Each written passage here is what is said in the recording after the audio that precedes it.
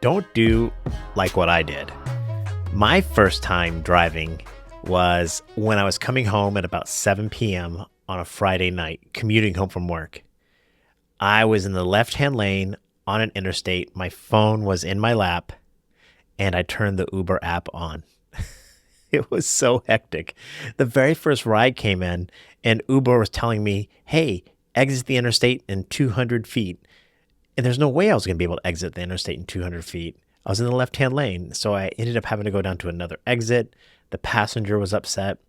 And while I did make a little bit extra money than I normally would have, it was really complicated and hard to try to figure out on a busy Friday night when the college kids are in town, going to bars. There's easier ways to do it. So here's what I recommend. First thing, instead of trying to start on a Friday night doing the bar scene, start on a Saturday, like mid-morning. It's one of the slowest time for Uber and Lyft in my market. I imagine it's the same way for you in your city too.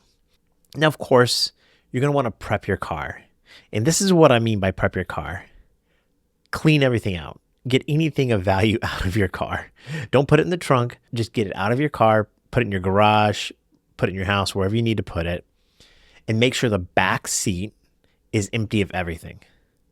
Of course, you want to mount your phone. So get some sort of way to put your phone up on your dashboard. There's a million different options to figure that out. And the first time you do it, you're going to find a way to do it. But over time, you're going to find the exact way you want to do it. You're probably going to go through 2 or 3 iterations of phone mounts, but make sure your phone is mounted. Of course, make sure you got air in your tires, blinkers work, you got enough gas for the day. And now what you should do is go to a suburban area like a mall or a strip mall or something like that, a shopping plaza, and go to there. And that's where you're going to start. Make sure your car's ready, parked, and turn the app on at that location.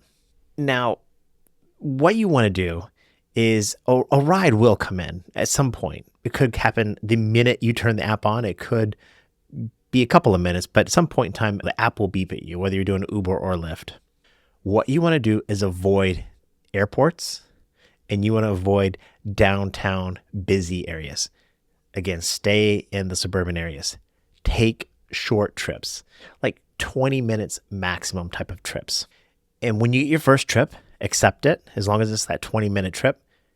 As soon as you accept that trip and you start on the trip to go pick up your first passenger, make sure you turn off accepting new trips. You don't want to have to get another trip while you're driving this current passenger. You're just trying to discover what it's like picking up people, putting them in your car. So accept your first trip, turn off accepting new trips, go do that first trip. And then when you're done, analyze what happened. What was it like? I don't want to make it overly complicated because it's not. It's rideshare. But think about how you position your car to park and pick them up. Did you unlock your door to let them in? How was it using the Uber or Lyft app and the maps? Were you able to follow along with it?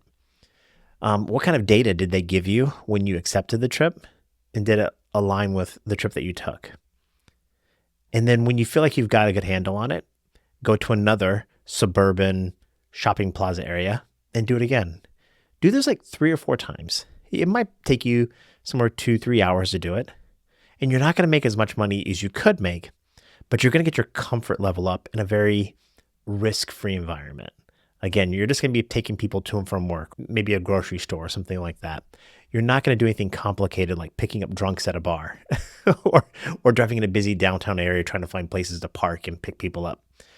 You can handle that real soon. But first, just get a comfort level with seeing how a trip comes in, what kind of data that you get, where is it going, and analyze that information, and then accept the trip, and then complete the trip. What's it like talking to somebody when they're sitting behind you? Get a feel for it. Get a comfort level for it. So again, I don't want to overly complicate it. It's still just rideshare, but make it simple for yourself. It's just really a gig that you want to do.